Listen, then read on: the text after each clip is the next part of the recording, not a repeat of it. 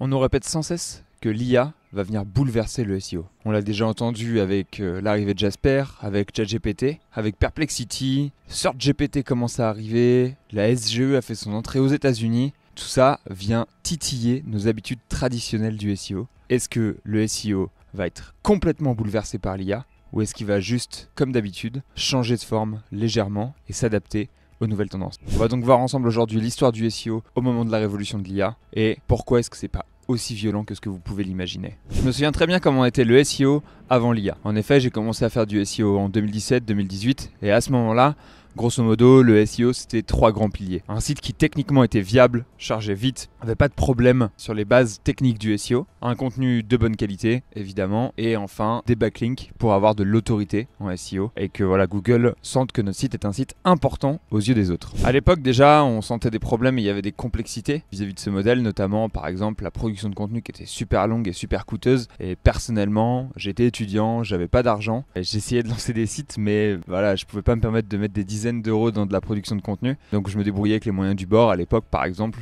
j'utilisais la traduction avec DeepL pas mal. Ou sinon, on grattait soi-même ses propres contenus quand on n'avait pas d'argent. D'un point de vue netlinking, là, pour le coup, on se débrouillait. Souvent, c'était échange de liens sur les groupes Facebook. À l'époque, il fallait être quand même techniquement assez compétent pour comprendre tous les problèmes techniques qu'on pouvait avoir sur un site en SEO. À mon avis, c'est toujours le cas. Pour la technique, ce qui se passait, et ce qui se passe encore, à mon avis, pas mal à l'heure qu'il est, c'est qu'il faut quand même avoir des bonnes bases techniques, une bonne compréhension du code pour pouvoir gérer toutes les aléas et toutes les problématiques techniques qui peuvent s'offrir à nous en SEO. La chance que j'avais déjà en 2017 et que j'ai toujours, c'est que j'ai une formation initiale de développeur qui fait que j'ai une compréhension pas trop mauvaise de toutes ces choses-là. Et donc si on peut résumer le SEO comme il se passait à l'époque où j'ai commencé, grosso modo, on avançait avec ses petites mains, petit à petit. Si on voulait scale, ça coûtait en général très très cher et c'était honnêtement pas simple d'avoir des croissances super accélérées. Il fallait la faire petit à petit, comme un randonneur qui monte sa montagne petit pas après petit pas. C'est à peu près la situation dans laquelle on était. Chaque content devait être payé, chaque lien devait être échangé si on voulait le faire à pas cher et techniquement il nous fallait quelqu'un qui soit solide.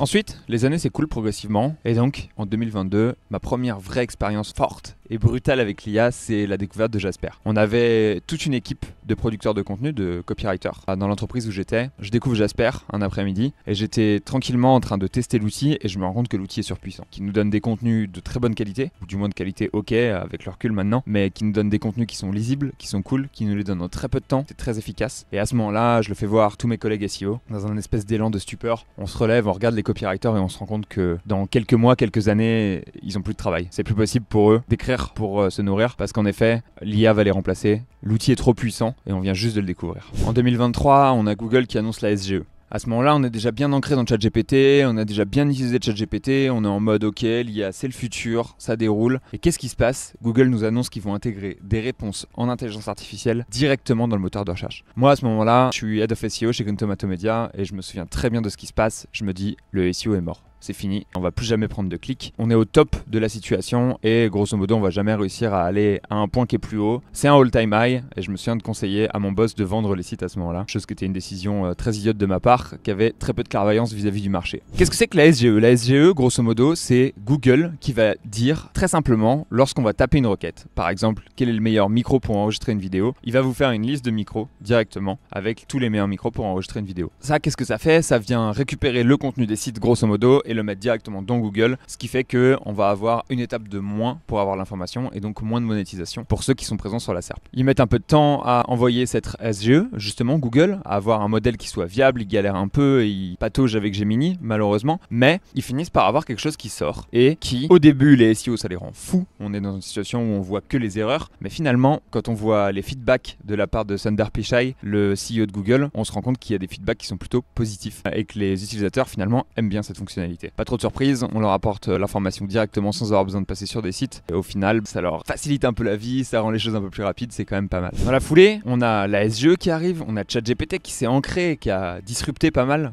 tout ce qui est côté rédactionnel et on commence à avoir une troisième chose qui arrive, des moteurs de recherche directement conçus par des outils IA. On a Perplexity qui est arrivé, qui nous permettait d'avoir différentes sources, une réponse un peu custom qui avait été sourcée, etc. Chose qui était quand même pas mal reprochée à GPT, de ne pas sourcer son contenu et là où il prenait ses informations. Et on a SearchGPT qui commence à lui aussi arriver du coup fin 2024 et créer un moteur de recherche, donner des réponses et sourcer son contenu. Très simplement, en 2-3 ans, on sent vraiment que l'IA est tombée comme une météore dans le monde du SEO et qu'elle est venue révolutionner pas mal d'aspects. L'aspect des moteurs de recherche, comme on vient de le voir avec la SGE, avec Perplexity, SearchGPT, la production de contenu avec Jasper puis ChatGPT, des outils de la sorte, et elle vient aussi bouleverser d'autres aspects qu'on va voir dans la suite. Mais du coup, avec toutes ces révolutions, comment les SEO se sont adaptés dans leur métier et ont pu tirer parti ou non de ces outils IA qui arrivent très fortement dans l'univers du digital. Alors la première étape, ça va être évidemment celle par laquelle tout a commencé, qui est l'étape du contenu. Vous vous souvenez, je vous le disais tout à l'heure, j'étais en train de regarder mes copywriters en me disant que c'était fini pour eux, que plus personne n'allait produire de contenu comme eux le faisaient, que les gens qui écrivent allaient voir la fin de leur métier. Eh bien, c'est en partie vrai. En effet, à mon avis, il y a beaucoup de rédacteurs, notamment les rédacteurs offshore, qui vendaient du contenu à pas cher, qui servaient un peu de contenu remplissage pour les blogs SEO, qui se sont vus progressivement être mis au chômage. Mais de l'autre côté, je connais encore plein d'amis qui sont copywriters, et on a toujours besoin d'expertise en fait. Alors l'IA s'est mis au niveau, et donc le niveau, la qualité de contenu a progressivement augmenté, mais il y a toujours un step qu'on n'arrive pas vraiment à franchir. Et donc pour le contenu de la plus haute qualité, on a encore besoin d'experts et de rédacteurs qui vont venir apporter leur touche, apporter leur expertise. Pour le contenu de plus basse qualité, ce qui se passe par contre, c'est qu'on est capable de le produire en IA. Maintenant, il y a une grande question de est-ce que l'IA peut ranker sur Google, etc.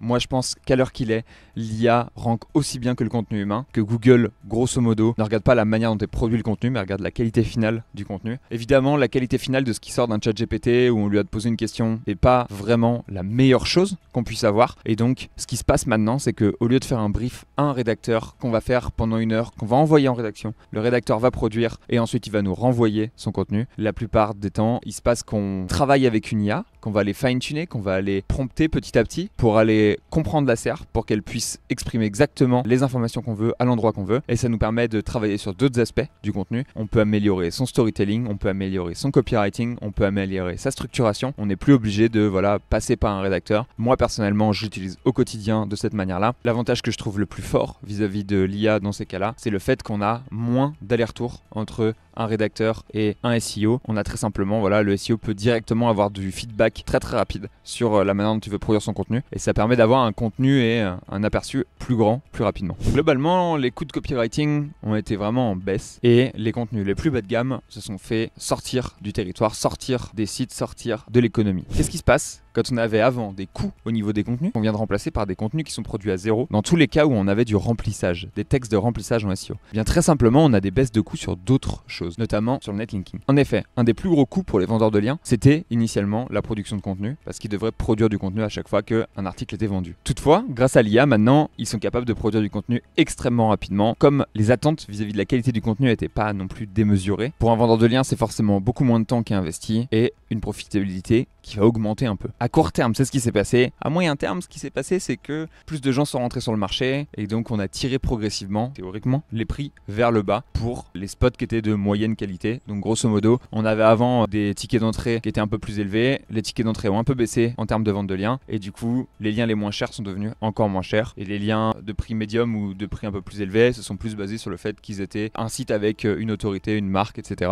pour se valoriser. Juste pour finir, vis-à-vis des vendeurs de liens, on a quand même eu un impact sur le côté qui n'était pas vraiment l'impact initial mais qui à mon avis dérive de la révolution de l'IA. En effet, ce qui se passe, c'est que avec la production en IA, il y a eu beaucoup plus de production de contenu. Et donc comme les coûts sont tombés à zéro, tout le monde a produit du contenu. Qu'est-ce qui s'est passé? Très vite, Google a galéré et a ramé pour pouvoir indexer tous ces contenus. Et donc sur les sites de vente de liens où on produisait du contenu générique, on a parfois des problèmes d'indexation. Donc souvent, un des side effects qu'on a, c'est que comme la barrière à l'entrée est devenue basse, que beaucoup de contenus sont produits, la qualité des contenus n'est pas forcément énormément travaillée et donc on a des problèmes d'indexation pour l'achat et la vente de liens qui fait que les liens sont à mon avis peu pris en compte lorsqu'ils n'arrivent pas à s'indexer. Mais en parlant de technique, est-ce qu'on continuerait pas un peu sur la partie technique du SEO? Et justement, la partie technique, c'est une des parties où les SEO ont pu le plus s'amuser sans avoir une révolution qui soit transcendante et complètement folle. Ce qui s'est passé, c'est que les SEO ont toujours été un peu des techniciens. Donc dans le fond, les SEO, ils étaient contents de pouvoir coder, de pouvoir bidouiller des choses techniques, mais malheureusement, c'était souvent des piètres développeurs. Et du coup, ce qui s'est passé avec la révolution de l'IA, c'est que les SEO, à mon avis, ont pu s'amuser, step up leur game au niveau technique, sans toutefois avoir besoin de mettre en avant des grosses choses, de se former énormément au Python ou à des choses comme ça, choses qui étaient plus nécessaires avant. Donc là-dessus, ça a été C'était juste un petit plus fun à mon avis pour les SEO techniques qui avaient envie de s'amuser un peu plus. Ça a été mon cas, j'ai pu créer des plugins WordPress à la volée, c'était plutôt agréable et honnêtement avec plaisir que l'IA m'a offert ces possibilités techniques de coder très rapidement et efficacement, chose que j'avais un peu perdue depuis mes années de développeur. Si vous voulez la preuve que l'IA a été une révolution efficace économiquement, on a Reuters qui a fait une étude sur Klarna, qui est une fintech, et Klarna ont estimé qu'ils avaient économisé 10 millions d'euros en termes de production de contenu et de process, de temps gagné, assez simplement, depuis l'arrivée de l'IA. Donc très fort. Et honnêtement, ça c'est la preuve que sur les fintech et sur des startups scale-up, on peut avoir des très très bons résultats avec des très jolis chiffres. Maintenant, je vous ai présenté beaucoup de points très positifs de l'IA, mais tout n'est pas si rose dans le monde de l'IA. En effet, j'ai déjà commencé à vous teaser avec les problèmes d'indexation et c'est exactement un des problèmes qu'on va avoir maintenant. Historiquement, le niveau du contenu était quand même globalement assez bas et là, ce qui s'est passé avec l'IA, c'est que tout le contenu bas de gamme a été complètement rasé et donc le niveau du contenu a globalement augmenté. C'est plutôt cool pour les SEO parce que ça nous fait une raison de plus d'être appelés. En effet, là où avant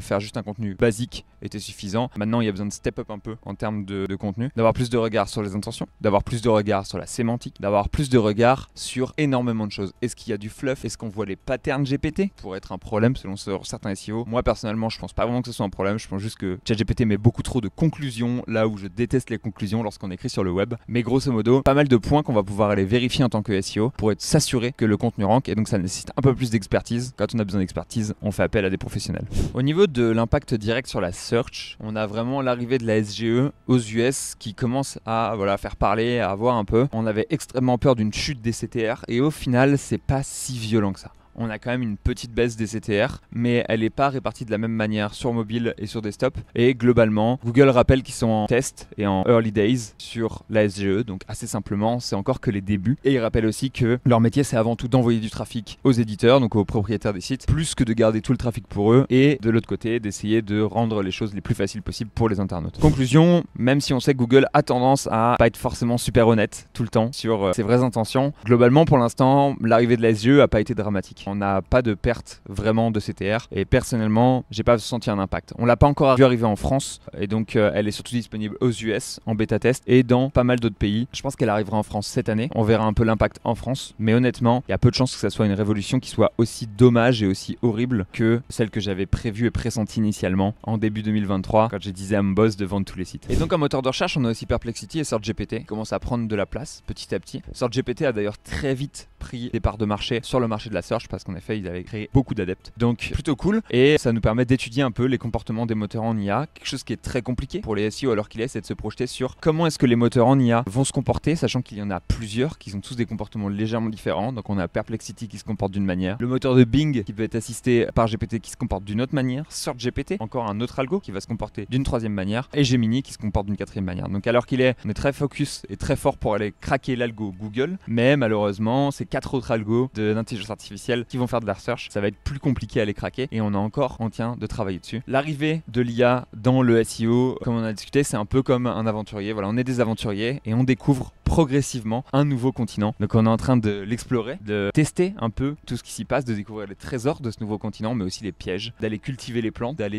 essayer de découvrir celles qui marchent pas, celles qui rendent malades, celles qui sont nourrissantes. Et donc on est à l'heure qu'il est dans cette phase d'exploration, ce nouveau continent qui est le continent SEO IA qui est en train d'arriver. Mais honnêtement, au final, en tant que SEO, qu'est-ce qui a vraiment changé et comment est-ce qu'on peut tirer parti de ce nouveau continent et de cette IA qui est ici? Je pense que le premier point, c'est de se concentrer sur la valeur qu'on ajoute et être sûr qu'on ajoute de la valeur régulièrement, encore et encore, plus que sur un process très basique qu'on pourra répéter et scale un peu de manière artificielle. Assez simplement, dans la production de contenu par exemple, on sait que les méthodes qu'on avait avant ne vont plus marcher dans le futur et donc il faut se concentrer sur améliorer la qualité de contenu. Améliorer la qualité de contenu, tout le monde vous le dit, personne vous dit exactement comment le faire. J'ai fait des vidéos sur le sujet, mais grosso modo, histoire de vous l'expliquer très rapidement en 2 ou 3 points, ça va être la pyramide inversée vis-à-vis de l'intention de recherche. Donc assez simplement, être sûr que l'internaute qui arrive a l'information qui lui est le plus important le plus rapidement possible et être sûr que chaque paragraphe est ordonné de cette manière-là, que toutes les informations sont disponibles, qu'on a une diversité de médias par exemple qui va venir se poser et être consommable par l'internaute, donc de la vidéo, de l'image, de l'audio, etc. Des tableaux, des listes et compagnie. Je vous mettrai une vidéo complète sur le sujet, si jamais ça vous intéresse, c'est avec plaisir. En termes de contenu, clairement on peut dire que l'IA est parfait pour être utilisé tant qu'assistant turbo. Elle est ici sur le côté. Dès que vous avez une petite tâche, boum, ça va très vite. Ça permet d'accélérer pas mal de process. Mais l'IA n'est pas forcément un très bon stratège. Donc si vous comptez utiliser l'IA en tant que stratège, c'est ok. Dans le cas où vous commencez tout juste le SEO, dans le cas où vous commencez à avoir 6 mois, 1 an d'expérience, vous vous rendrez compte que l'IA est pas si bon stratège et qu'à ce moment-là, on a besoin de step up et d'arriver sur de l'expertise en général et quelqu'un qui va pouvoir analyser